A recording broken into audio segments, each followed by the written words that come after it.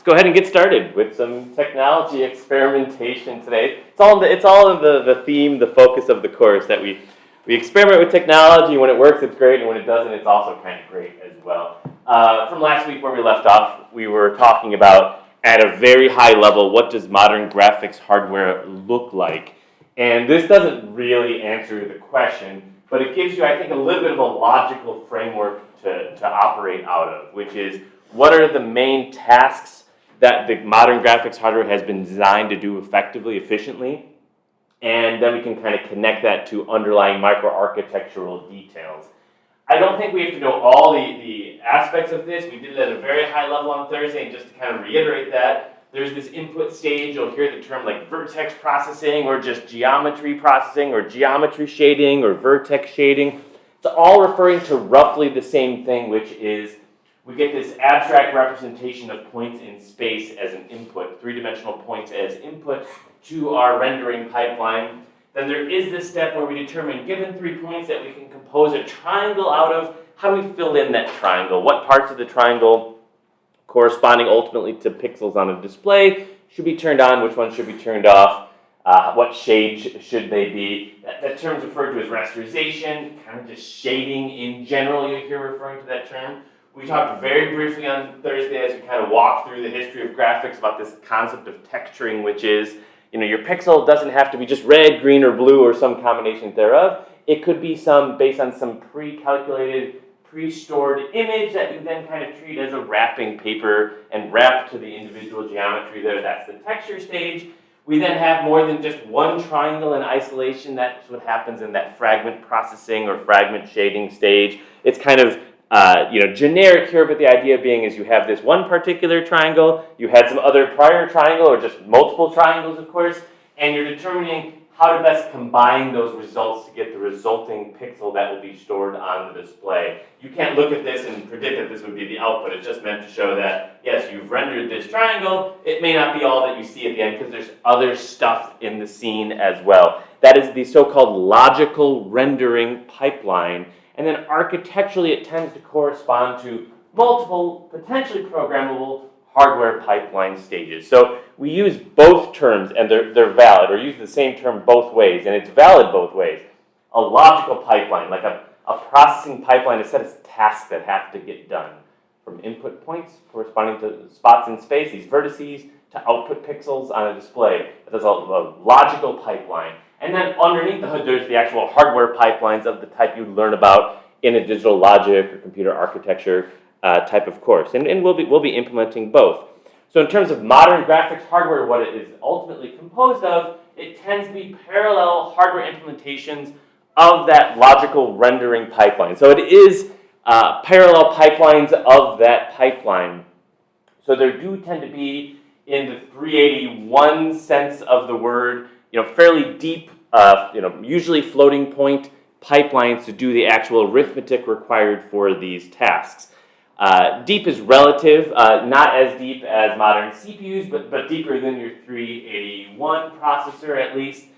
Tens of billions of transistors at this point. Compared to modern CPUs, I would depict them as having relatively small amounts of cache, but otherwise it's the same type of cache hierarchy you would have learned about in your 381 architecture course.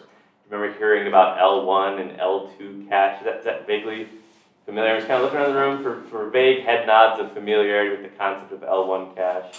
Just nod, or I'm not going to move up on it. Okay, it's fine. If I said spatial locality, does that term sound vaguely familiar from 381 as well? If that's a year and a half ago, 2 years ago, that's okay. That's a pretty important concept for caches, right? We have data. If we're going to access some address in memory for our data, we are likely going to want to access that same address again. That's temporal locality. Or if we're going to access some location in memory, we're likely going to want to access nearby things in memory as well. That's spatial locality, locality in space. The algorithms that are implemented on these graphics processing units have some levels of locality to them, but not nearly to the same degree that our more general purpose applications tend to have. So what you will see in modern GPUs as compared to CPUs is many parallel implementations of this rendering pipeline, relatively small amounts of cache, but some other tips and tricks and little hacks to allow for relatively good memory throughput. Because like most architectural design, we want to try to avoid that long latency to off-chip memory. And the end result is quite impressive in terms of the amount of things that can get processed. It's a little tricky to necessarily benchmark GPUs in the same way we tend to benchmark CPUs. If we just cared about raw floating point operations per second, they are extremely competitive. We tend to want to benchmark it in terms of how much graphics activity can it process at any given time. And you're still in the hundreds of billions range in terms of how many pixels per second, how many texture elements per second can be processed. The other critical feature, and I mentioned it just very briefly on the previous slide, is that for most of those logical stages of the pipeline now, there's programmability within those stages. And all that means is one can write software to configure the operation of those stages. That's all we mean by programmability there. The type of operation they tend to be is this SIMD style of execution. Is that a 381 term that's vaguely familiar as well? For a single type of instruction, instead of just processing on a single, let's say, register at a time, a single data value at a time, we take that single instruction and have some inherent parallelism to it, and we operate on lots of things at one given time. So instead of adding a pair of values together in an add instruction, you would have the equivalent of like a vector add instruction, which says, let's add 4 pairs of things together in that same instruction. And the reason we have that is, well, a lot of the other overhead is still kind of saved. It's just one instruction. You need one instruction fetch, one instruction decode, all that sort of stuff from 381. But for certain classes of application, for which graphics processing is certainly one of them, there's a lot of that kind of parallelism available. If I'm going to need to do a matrix vector multiplication, I'm going to want to do it a lot of times. And so if I have instructions that allow me to do as many of those concurrently as possible, I'll potentially get better performance there. We will talk about a little bit today, but certainly as the semester progresses, we talk about the logical, the rendering pipeline, and the architectural features that compose that pipeline. And we will see that while those features were for the most part evolved to support graphics processing, to get your triangles through the pipeline as quickly as possible, the same type of arithmetic units, the same type of math, the same type of code can also be used for computation as well. This is a term that's becoming slightly less popular, but you will still see it. This GPU. It's less popular because it's kind of hard to pronounce, kind of hard to get out of your mouth. The idea is that you can use the hardware that was designed for doing graphics rendering and use it for more general purpose computation as well. The other term you'll hear is GPU computing. There's a subtle difference between the two, but we'll talk about both this semester. That's many stages of the pipeline having programmable logic in them. You're writing programs for those stages, yet still other stages in the pipeline being configurable but not as strictly defined programmable, where it's a custom piece of hardware, it's an accelerator just to do that particular task very well. It can't do more general purpose things with those particular stages there. This is a good example of, this is Gen 4, for which I kind of talked about on Thursday, how there's been changes since then, but it's really just been subtle evolutions of this same design. This is the first example of what's referred to as a unified shader architecture. We will talk about eventually what that means. There's a lot going on here. So I don't expect you to look at this diagram and completely understand exactly what's happening here. There's a couple things I hope that we can kind of see when we kind of squint at this picture. First thing I want you to take away is the green. That stands for streaming processor. NVIDIA refers to them as CUDA cores now. Small little, not quite 381 style, even simpler than that. Small little programmable processor cores. Those are the green boxes there. If we were to take one of those green boxes in isolation, you can hopefully squint at this a little bit and say, well, there's a lot going on here, but green box, which is maybe doing our math, that's our ALU unit here, L1, L2, maybe some sort of off-chip memory here. It is effectively a 381 style CPU, just with some things stripped out and some other things added. That's the first thing I want you to see here. So in some sense, while there is a lot going on here, it is many, many copies of your 381 final project. depending on how far along you got with your 381 final project. But that's ultimately what it is. There's a little bit of semantics to the extent that this green box is actually a processor. NVIDIA certainly calls it as such, or whether it's really just an ALU. And the truth is it's ALU with a little bit of control, so it's kind of both, but that's effectively what that is. That is one of these many implementations of the logic, the arithmetic required to be able to do the math that graphics processing requires, that the rendering tasks require.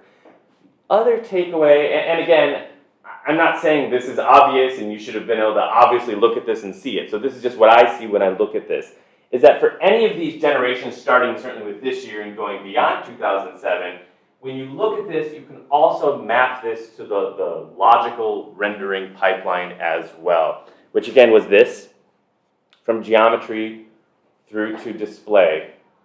It's all also here in this picture as well. I can't reach high enough to show you here, but that's what the input side is showing here.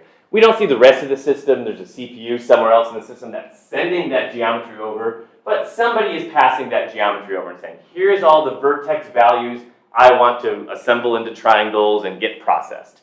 It's there. It's this kind of configurable unit that is near the top of this diagram here. Someone has to take those and do some initial processing on them. I sent a triangle over here. I actually want it over here. That's a bit simplistic, but that's effectively what's happening. We're transforming, we're stretching, we're manipulating the triangles. That is that first stage of processing that's happening here. That's what in this previous diagram is referred to as that geometry stage. And that is happening via software. So there's a piece of software that's written that has a lot of parallelism inherent in it, and it's to take input values and move triangles around. The output of that then, and it doesn't really show it exactly happening here, gets connected to this hardware for that second stage of the pipeline, which we will talk about in a decent amount of detail, which is that rasterization stage. I have this triangle, I need to fill that triangle. At least in this architecture, that is depicted as being still kind of a custom piece of logic here, and not a programmable task mapped to those streaming processors here. In modern architectures, it's not really that clear whether it's being done via some custom hardware or whether it's just yet another programmable task. It's not something that you necessarily have visibility in as you're doing your own rendering here. Next stage is texturing as well as the fragment. It's definitely a little bit harder to see here, but we do have these little blue boxes underneath the streaming processor that refers to as texture fetch. It's really just a custom kind of cache controller, and that's effectively what's happening there. I have this image, I want to map it to my geometry, I'm going to have to read that from memory and apply a certain algorithm to it. That's what's happening in that stage. And then finally the output side, I want to drive a display here. We've already at least briefly talked about this connection to the frame buffer. There's going to be some region of memory that's going to be dedicated to determining what pixels are going to be visible on the screen at any given time. We did some of the math required for that, but certainly we'll learn more about the memory backing for that, what it means in practice to have a single buffer, double buffer, triply buffered frame buffer, and what that means from an architecture perspective as well. So that's the only takeaway I think you need now from this diagram. We don't need to know all the details of it. It is, at least to some extent, a parallel implementation of this. So that's one takeaway. It is also really just your 381 processor with a lot of other things going on. That's why it's a separate class. That's why you can't just do this in 381. Instruction fetch, hand wavy up there.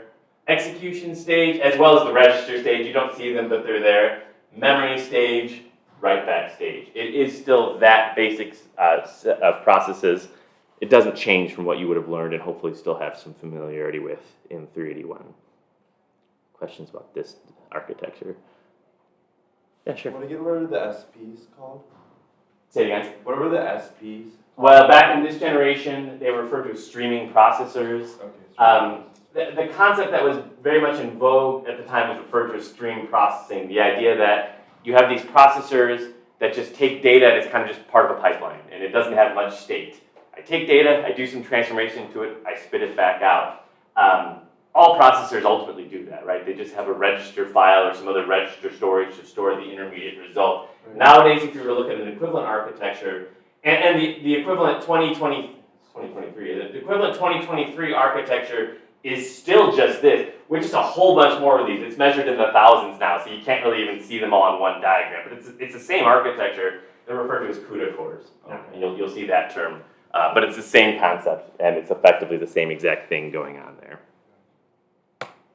So why are they so fast? Or another way to say that is, why do we care so much about them? Why are they potentially useful for doing general purpose computation? I wanted to spend a little bit of time with this particular slide here today. Although, in truth, if this was a course on reconfigurable computing or application-specific processor design, I could have probably put something very similar on here. So it's not necessarily unique to GPUs that this is the characteristics that make it fast. It's also just unique to like custom hardware design for a particular task or set of tasks versus more general purpose computing. And why is it faster, can be faster than an equivalent CPU? Why are they so fast? The first reason is computational density. In terms of the transistor layout of a 2023 GPU versus a 2023 CPU, you will see just the fraction of transistors dedicated to doing computation is higher on the GPU side than cache. I do have a diagram here somewhere, and I'll get to it in a minute. This is a Comet Lake. It's not that old, an i7 Comet Lake. It's 8 really massive cores and a lot of transistors too. But if you were to label it, a lot of that's actually cache in terms of what the chip real estate is actually being spent towards here. So that's the first reason. Just in terms of a design decision made, I have 20-ish billion transistors in my budget at the very upper end. What am I going to spend them on? The GPU design decision is intentionally to, first off, minimize data movement, but also spend as much of that resource on computation as well. Second reason why GPUs are so fast is there's a lot of that parallelism. It's related, but it's not exactly the same. There's a lot of transistors dedicated to parallel functional units, a lot of floating point units on the chip, and we're talking tens of thousands of floating point units on a modern chip for a GPU, but then also is designed for this task of rendering that also has a lot of inherent parallelism as well. For the most part, I have my triangle, and I'm doing the manipulation and the filling and the texturing of that triangle. For the most part, I can treat that triangle roughly independently of all the other triangles in my scene.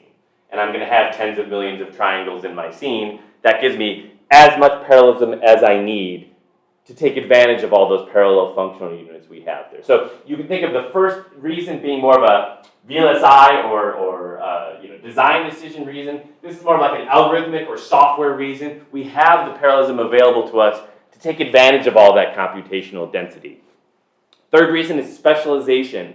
So the CPU is designed to do a lot of things reasonably well, with some more hardware dedicated towards special tasks, but a lot more of the GPU could be dedicated to doing very specific things effectively well. I said we don't have to know all the details yet, but there's this texture fetch unit. It is basically a smart cache controller is ultimately all it is. But because texturing is such a common application and it's so critical, we can dedicate some of those chip real estate, the transistor budget for that particular task, as well as dedicate chip real estate to do that rasterization task as effectively as possible. That's not in contrast to this idea of having lots of similar looking functional units. It's an addition to it. So I can dedicate a lot of my area die, my transistor resource to all those parallel functional units. I can also dedicate a lot of my chip layout to specialized units that do certain important subtasks extremely well. Pipelining is another reason. We will see that a lot of the things that keep you up at night in 381 are a little bit less relevant for GPU pipelines. We don't care as much for the most part, or conversely, intentional design decisions have been made so we don't have to care about it for the most part, about things like control hazards and data hazards and things of that nature.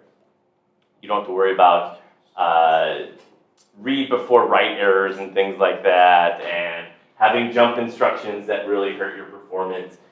There's a little bit of a chicken and egg there with regards to the minimal data dependency. The architecture is designed so that you write code that has minimal data dependency and control hazards and things of the like, But the end result is a simpler pipeline as well than the equivalent really complicated CPU pipeline.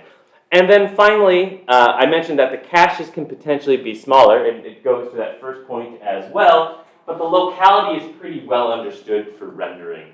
I'm filling in a triangle, and of course you can have triangles of all sorts of different shapes, right, in terms of the angles and things like that, but it's still a triangle. So the locations in memory I'm going to access are going to have a pretty well understood pattern to them.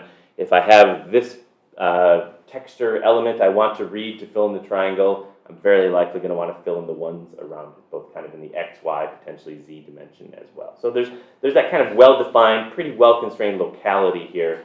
That means you can get pretty good cache performance without having to dedicate megabytes and megabytes of your chip real estate for cache here. Let's talk about what this means, even going back to MP0. Computational density, we don't have as much control over, right? In the lab, we are doing FPGA-based design. The computational design decisions have been made for us. We're kind of mapping on top of that. But things like parallelism, specialization, pipelining, and locality are the kind of things that as someone mapping a design for an FPGA, we actually still have control over. We have control over how many functional units we want to have in parallel. We have some control over how specialized those functional units are going to be. Within reason, we're still doing the same kind of basic math no matter what here. We certainly have control over how we're going to pipeline that resulting design, and we potentially have control over the memory access pattern as well in the MP0 example. So this is my attempt to try to do two things in parallel here. So let's go back to MP0, and this is the code for MP0 here. There's actually a lot of code for the software part of MP0. And I would think every team has at least looked at this file, but maybe not, and that's okay if you really haven't. There's a lot of other stuff in the file. This is the software code that comes with the hardware design. It's doing a lot of superfluous looking things. It's generating the values, it's outputting it to a memory initialization file so that the synthesis tools can read it, but it's also doing the main task as well, that matrix vector multiply, accumulate task. It is also doing that task here. And that ultimately, while this file itself is pretty lengthy, it's timing it and things like that, that is just really like 4 lines of code here. It is all we have for the main matrix vector multiply, accumulate things. Let's walk through this very briefly what's happening here. You could argue the main loop is actually this set of inner loops here, the J and K loops here, where for a 4-wise vector of size j, we're accumulating the value of that row of the matrix, that's A of jk, times that element of the kth offset element of x, and we just have num vectors, different vectors here. So we take A times the current x vector, we do a dot product basically, right, or our matrix vector multiplication here. We then accumulate that value in y. And it's accumulating those values for which num vectors is presumed to be reasonably large. I don't recall actually what it is for this example code here. 10,000, we could have made it 100,000 or a million, it doesn't matter. But for 10,000 vectors, there's enough to simulate and debug here with 10,000 vectors, I think. For those 10,000 vectors, we're taking the current vector x, multiplying it by the only singular matrix A that we have here, and accumulating those values in y. That is the MP0 task you are doing. That accumulation with the I loop here is not something that corresponds to anything useful, but the matrix vector multiplication is certainly a valid, commonly occurring application that we do over and over and over again. And one thing I want to kind of help you, in the design process is to kind of recognize that when we write software, we're also controlling hardware, right? Either just the hardware of this workstation that it's running on or wherever computer you're working on in the lab, or the hardware that you yourself are designing, right? This issue that we have software today and we have hardware tomorrow is never really the case, right? All of our software ultimately is running on hardware, and we can visualize it as such, and we can use that visualization to help better understand, what kind of a straightforward implementation approach would look like for our custom MP0 design, as well as what a more advanced implementation would look like. The big picture being, why are GPUs so fast? For these 5 reasons.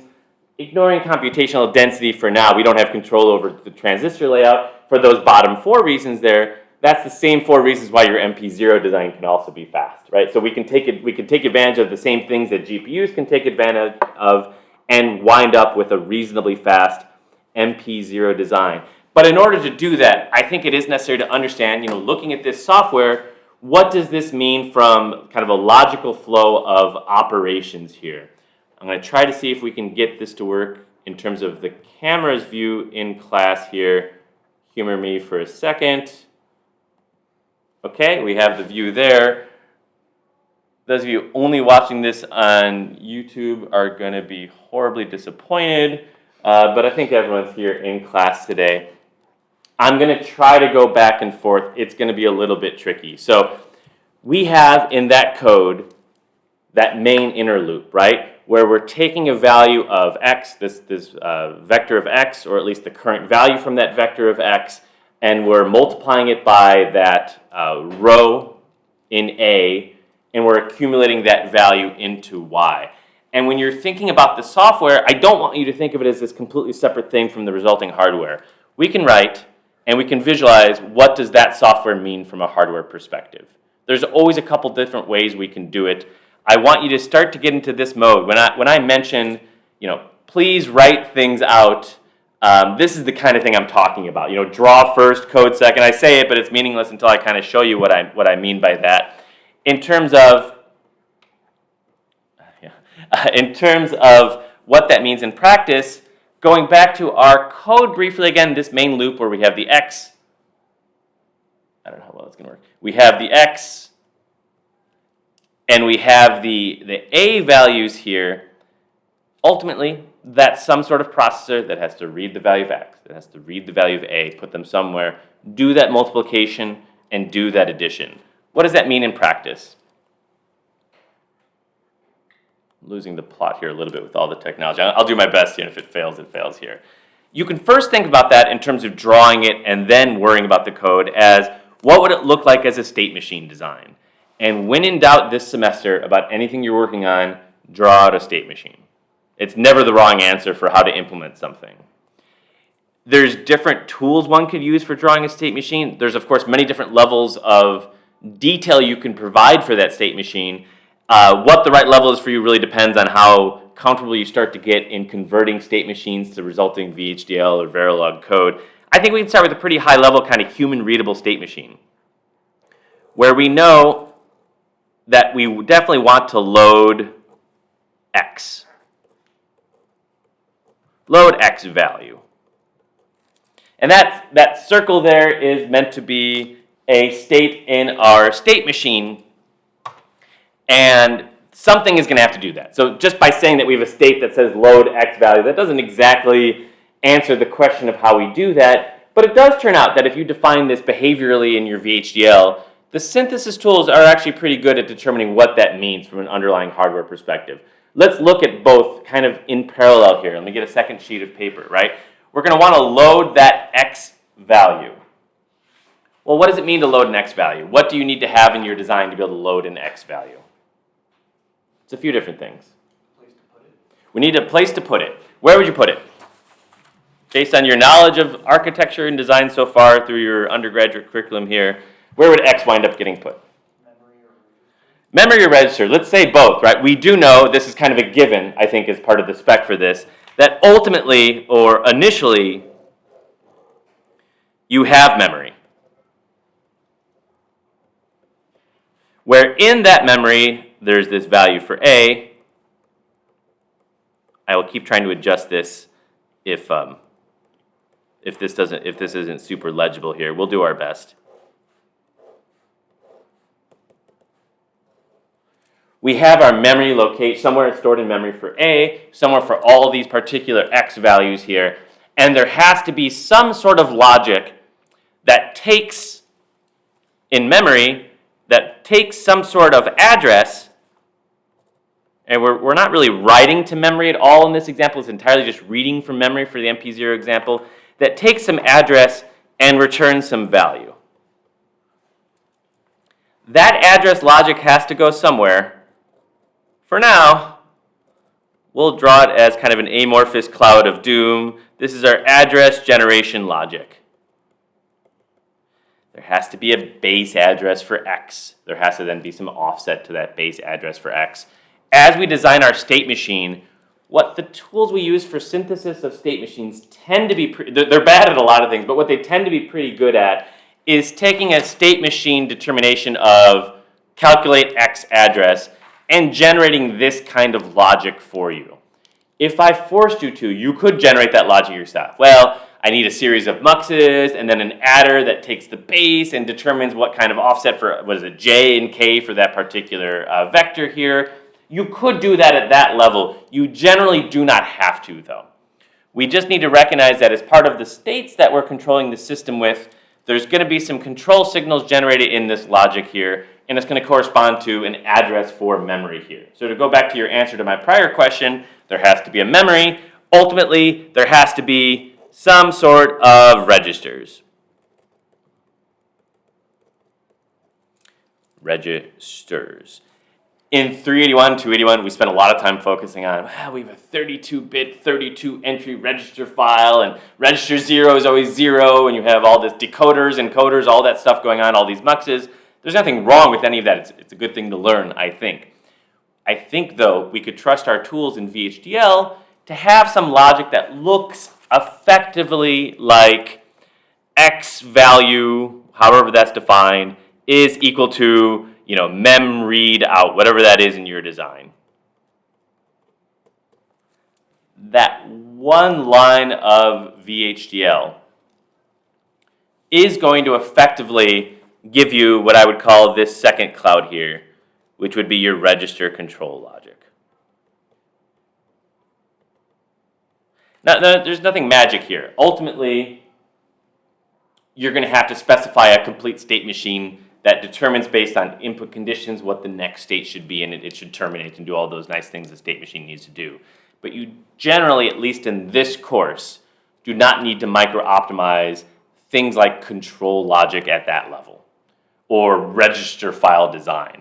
If you start to build a lot of structure in like the MP0 example, you'll be fine. I mean, feel free to do that. If you want to build, like based on what you learned in 381, a 381 style processor for MP0, you will be fine. But I think you'll find your design efficiency will be really, really low. I mean, you'll be really struggling with syntax and writing 1,000 lines, whereas you can get to this with just like a handful of lines of VHDL. 5 or 6 lines of VHDL can get you this. And that's the level of abstraction we should generally be working on this semester, because we have a lot more to do. We have a lot more we have to build this semester than you had to build in 381. We can't worry about micro-optimizing the encoder circuitry for a write-enable port on a 32-entry register file. We just can't. We don't have the time to do that, and so we don't want to do that generally.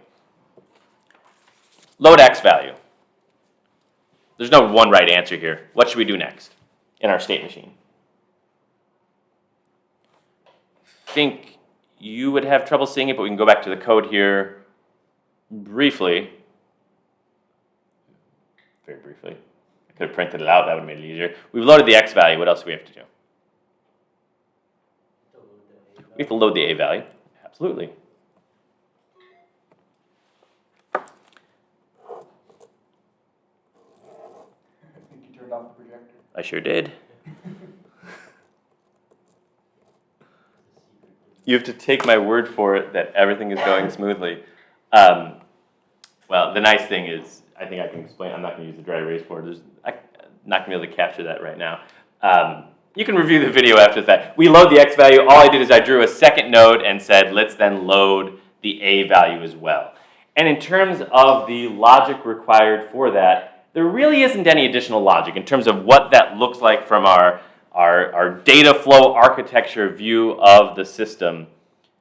It's really exactly the same. There's some control circuitry for memory based on address calculation. There's some control circuitry for the register file in terms of where we're going to put these values in a register. Ultimately, it's going to look something like this. I am abstracting a bit much, but it is going to look something like this. I know. We'll get this back up and running here. You got that working. I'm not going to touch it. It's going to look something like that. Architecturally, if I go back to this diagram here, haven't actually added anything. It's the same stuff here. We would just have presumably a series of registers as well that's going to correspond to X value, and then maybe a larger set of value, because it is more, right? Corresponding to our A value here. But we're not writing a 381 style processor. I don't have to worry about which register, entry in my register file am I going to load things into. Again, for MP0, you can do that and you'll succeed in this assignment. For future assignments, we don't want to micro-optimize that. We want to think about the flow of logic in our system and how we're going to get from one state of computation to the next. We've loaded the X value. There's a lot missing here. I'm not doing MP0 for you. There's a lot more going on here. But we load the X value, we load the A value. What do we have to do next? I'm afraid to go back to the projector without breaking it. Let's see. Okay. We've loaded X value, we've loaded A value. What do we do next? We got to multiply them together. We have to calculate A times X. And it's not going to be quite as simple as this because it is a vector you'd have to do multiple versions of. So we could say A times X of this, or like one entry of A times one entry of X. But in terms of the VHDL, I also don't want you to worry about, what custom 32-bit multiplier do I need to do this kind of arithmetic. Specifically for addition and multiplication, when we get to division, life gets a little bit nastier. I want you just to worry about the logic and trust the tools to do the rest for you. It's completely invisible now. There we go-ish. Okay. Your logic is also going to look like something like AX value, or you can call it whatever you want, A multi X value. And it's going to basically look like A value times X value. Okay, I've said it enough times, I'll say it one more time. I'm, abstracting some of the details. This is not 3 lines of VHDL, but it's not that many more. It's roughly on this order of magnitude. The tools are in fact more than good enough for addition, subtraction, multiplication, equality, things like that, of taking that line and recognizing that based on the value in registers, I do need to implement, we'll draw it kind of ALUE here, but for now, some arithmetic. To be able to take that and recognize that from those registers, we do need to do some arithmetic based on the results of reading those registers, and it can effectively infer, we'll connect that back here, effectively infer that back into your register. Then I need an additional register to store the result of that multiplication. I then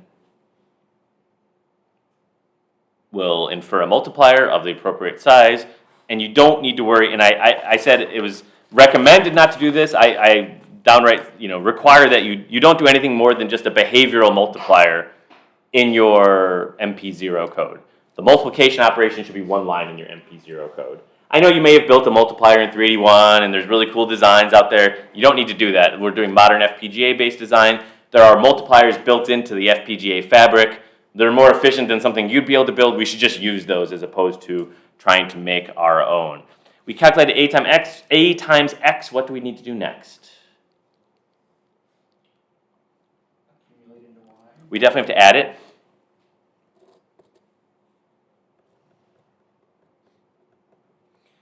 AX plus Y. And that's going to look pretty similar in terms of the syntax. Just the addition operator should be sufficient there. Sometimes you do have to be a little careful with regards to the bit width of the resulting registers. When you multiply two n-bit values, the result, to prevent any kind of truncation, should be 2 times n. When you add 2 n-bit values, if you're worried about overflow, you need n plus 1 bits for the results. The software implementation of the same kind of ignores all these issues by just assuming we're going to map it all to 64 bits. These are 32-bit values. There's nowhere near enough of them to worry about overflowing a 64-bit result. You can also do the same for your implementation. You don't need all those 64 bits, but you can use them, and you kind of avoid all the overflow kind of considerations for addition and for multiplication. We have to calculate A times X plus Y. It's going to be equivalent to an addition operator. This is more of a semantics issue. whether this instantiates, a second module physically connected elsewhere, whether it's a single module that can do both the multiplication and addition, it doesn't really matter, but ultimately there is some kind of extra control then here. Think of this like your 381 style ALU control. That is also going to get inferred there, that sometimes I want to take the registers and multiply them, sometimes I want to take the registers and add them. That's going to infer the requisite muxes being driven by that state machine design. And then I don't necessarily explicitly show it here. It's AX times Y, there then would need to be a state for like update Y, because it's an accumulate operation. And then that same connection we already have of resulting back into the register file is still valid here. We're also updating the Y values. What else do we then have to do? This is a mess, I acknowledge. The video may be better, maybe worse afterwards. We're almost done. We've done a Y value. What do we have to do next?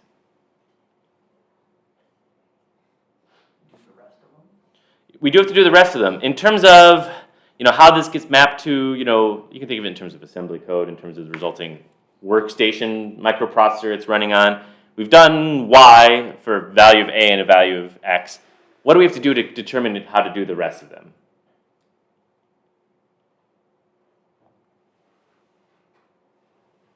You're right, by the way. Your answer is correct. We have to do the rest of them. What other logic have we not kind of done here and shown here?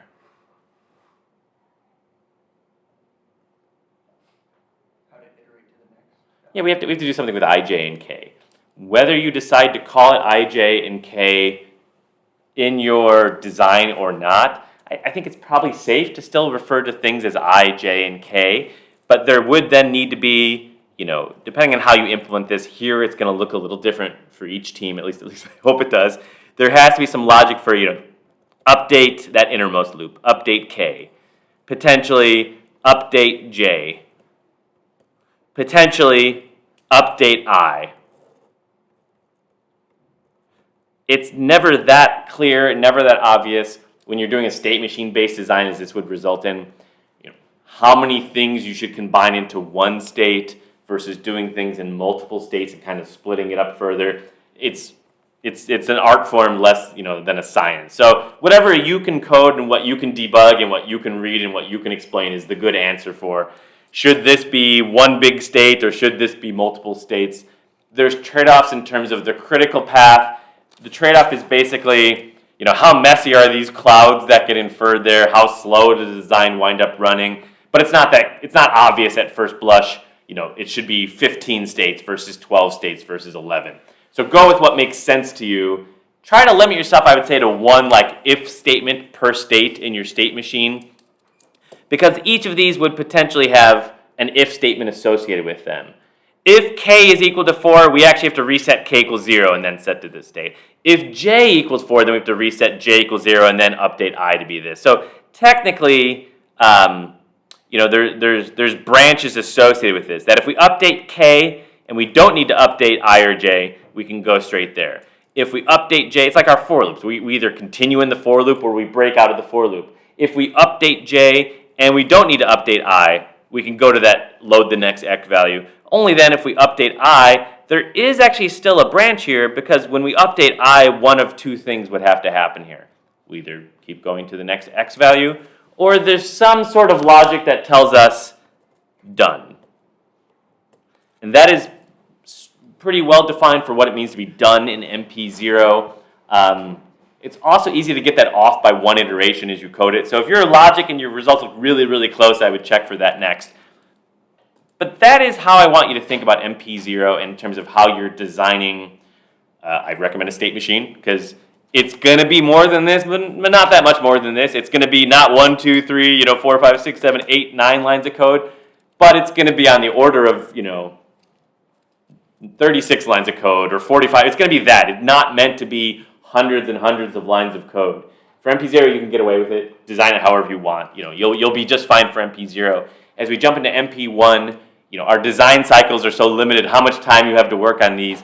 We really want to take advantage of the efficiency of being able to reason about the problem via state machine-based design, and then also trust the synthesis tools to infer logic that is reasonably competitive with what we would be able to do if we built our own kind of custom logic here.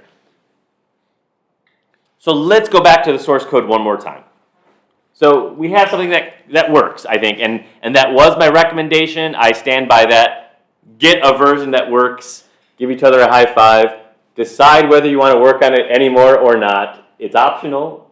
It's fun, but fun is relative, and if you want to do other things for fun, I recognize that as well.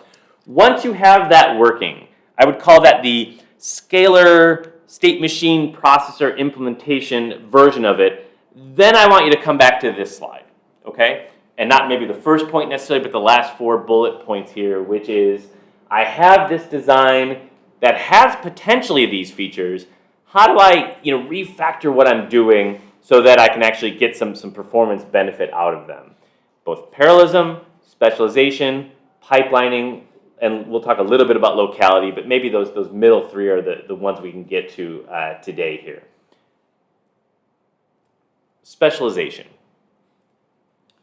This design that is a little hard to see here isn't very specialized so far. It has a multiplier for doing multiplication. It has an adder for doing that accumulation. And it takes multiple steps to do that, right? Load X value, load A value, multiply them, load that value, add it to the load Y value, add them together, store the result as a Y value.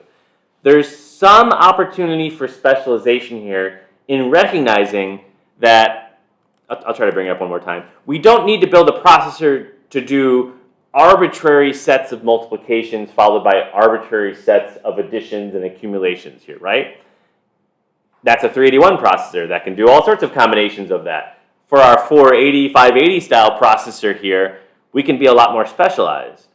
Part of that specialization, and some of this is going to be a little bit of semantical game here, but part of it is recognizing that for this code, for this way of looking at it, that's all we needed to do. It's a bit of semantics. We only needed to do that multiplication followed by that accumulation. There's nothing else for this MP0 processor design we ever needed to do. Tomorrow I'm not going to ask you to make it do something different, okay? In a different order or some different combinations or 2 multiplications for every addition or some arbitrary combinations. It's always going to be multiplication followed by accumulation. And we're not alone with regard to that being a requirement here. I'm just going to remove that just to make the code look a little bit cleaner. So a very common specialization optimization that most CPUs and certainly all GPUs take advantage of is recognizing that that series of operations, multiply, then accumulate, happen so frequently that our first kind of refactoring of this code, it's not going to compile, but conceptual refactoring of the code is to recognize that we can do either, it's called a multiply accumulate operation. The other term you'll hear is like fused multiply add operation, but it's the same concept where we can just take as input not the 2 values here, but potentially all 3 values here. And you might be saying, well, we can't do that. That breaks our 381 processor design. But we don't need to build a 381 processor.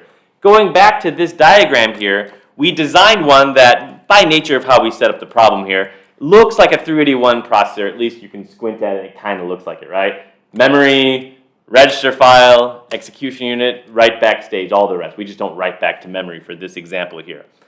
And that's limited to the 381 style way of looking at things. I'm going to read 2 values, I'm going to write 1 value back to the register file.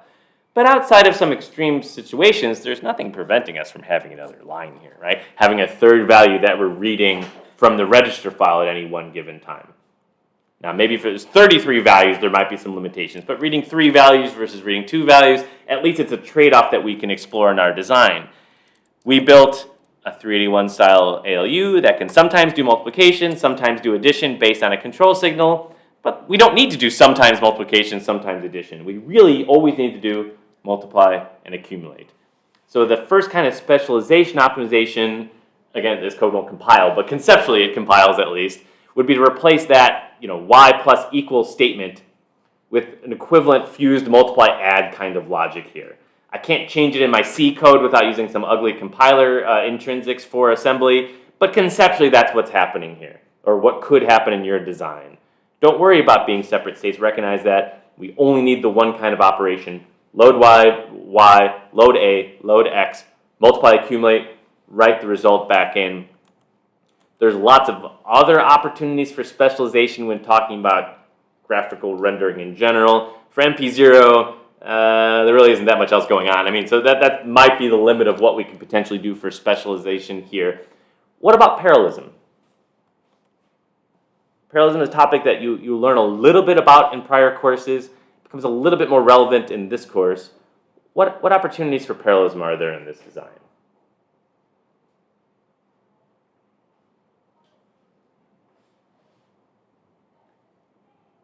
Ben, I'll pick on you. You can do the four multiply accumulates in parallel. Very likely, right? We have this inner loop K, and we can talk about compiler optimizations and unrolling the loop and things like that, and recognizing that there's actual no data dependencies between those values. We take J of K, K of I, and Y of J. Those four iterations, and if you don't see it, I think trusting me for now is sufficient. Those four iterations of the inner K loop are actually independent of each other. We could do K equals 0 at the same time we do K equals 1, same time we do K equal 2, etc. The optimization that the compiler does is called loop unrolling.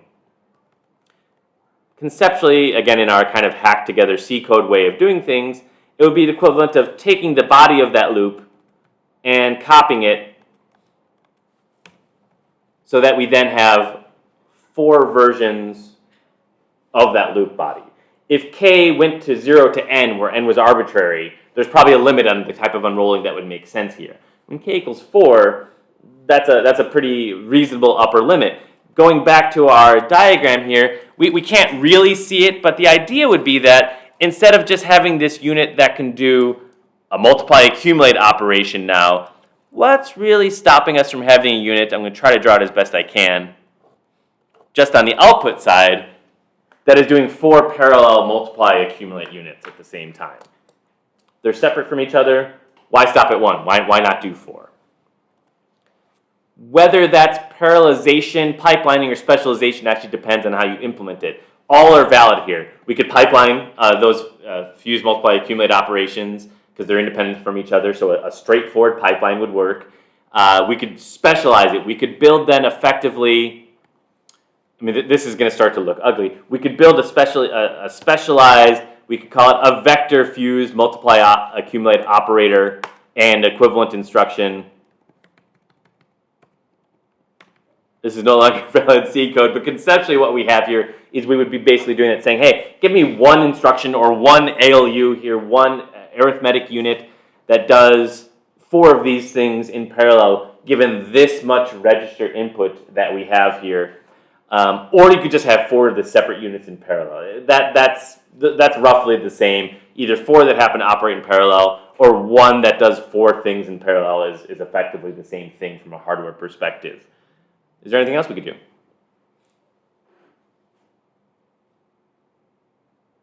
Done. You made good progress on MP0. You finished second best in the class. Yes. It is a type of parallelism. This K loop we just got rid of. We said the K iterations are independent of each other. Let's do them all in parallel. Now, having done that, your point's correct. We can recognize the same exact thing is possible now in that inner J loop now as well. Now our J iterations are independent of each other. J equals 0 has no dependencies on J equals 1. So there's nothing stopping us, we're going to be a little careful here to do this properly, from first exposing either a pipelined implementation, and I would call this version kind of the pipelined implementation, do four of those vector, fuse, multiply, accumulate operations in a pipeline manner, or there's then nothing stopping you from deciding, you know, this vector multiply accumulate operation was nice. That allowed us to do four multiply and accumulate operations at one given time. Why stop at four? Most processors stop at four, but we're not most processors. Let's do all of y at once. This isn't a real thing. It stopped being real a little while back, but now that would be called like a matrix fused multiply accumulate operation here. Do all 16 at once. hey, why not, right? In terms of the diagram here, it's too hard for me to draw now, but it would just be this with not 4 connections here, but maybe 16 connections here. Likewise, the connections for the registers as well. You will be reading in the entire matrix at once, the entire X, the entire Y values. There'd potentially be some savings there as well, right? We don't have to read the X value over and over and over again. We just read it once per iteration of I. We don't have to read Y of J over and over and over again. We just read the entirety of Y, and we can potentially do that entire operation entirely just with one potential instruction here. And then we're done, and there's nothing else we can do. Or is there? I'm having more fun with this than you are. Okay, what else can we do? I don't know if it's possible we could try reading all the vectors in at once. And I would say, yes, I would say by design, my thought process was, no, you can't do all of them. That was my thought process. But that's not to say you can't do a lot of them. Right. And here, let's actually call it like, I would want to call it K is what we usually call it. We'll call this like unroll factor, which we would have to determine what that is. And it really would just be more of the same. Let's say it's 4 now, just to kind of make our life a little bit I plus 0, I plus 1. You can't just get rid of the I anymore. It's still there. But now you're potentially doing 4 of those operations in parallel. That would potentially have a different impact as well if we go back to our architecture. Maybe now it's not really changing our registers any. We're still using that same massive functional unit we just created. But now maybe now it's this memory module itself that needs to have all those parallel connections. And again, that same thought process, you may be thinking, well, we can't do that. We have a memory and it's got a 32 or a 64-bit input interface. That's the whole value of having potentially specialization, right? We don't need to limit ourselves to 32 or 64 bits. There's some logical reasons things are of that size, but for this MP0 assignment, why not go crazy, right? Why not load in not just, you still only have to load the matrix in once, so that's an optimization you can always consider.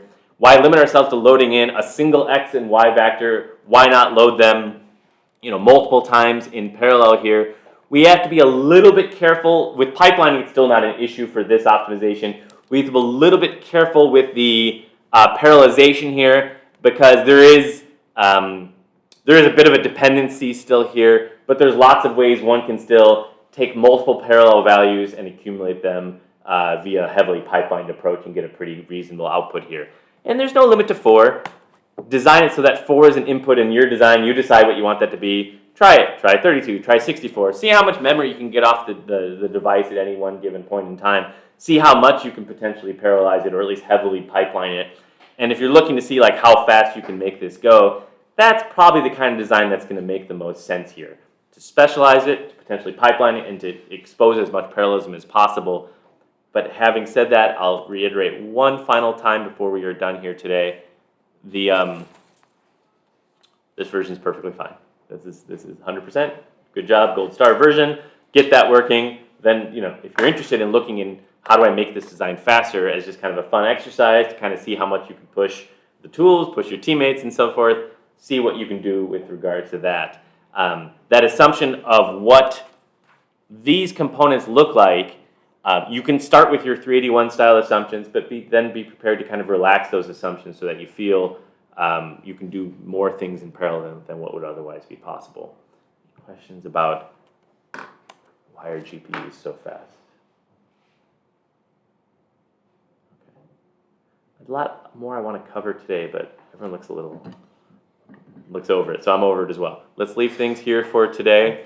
On Thursday, we'll talk a lot more about like kind of the next fundamental steps of background knowledge that some of you may have a lot of, but collectively we need to make sure we all kind of understand here. Let's leave things here then for today, and I'll see everyone tomorrow in lab and then certainly Thursday in class.